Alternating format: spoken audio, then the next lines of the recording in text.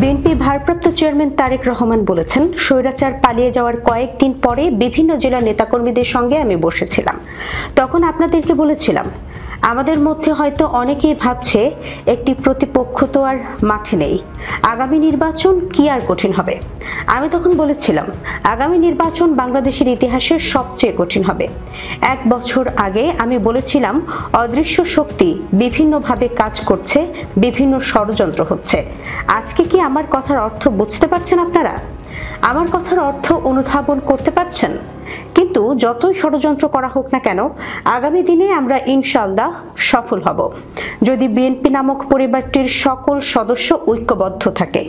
সোমবার বিকেল 5:30টার দিকে নওগাঁ কনভেনশন সেন্টারে জেলা বিএনপির দ্বিবার্ষিক সম্মেলনে যোগ দিয়ে প্রধান অতিথির বক্তব্যে তিনি এসব কথা বলেন।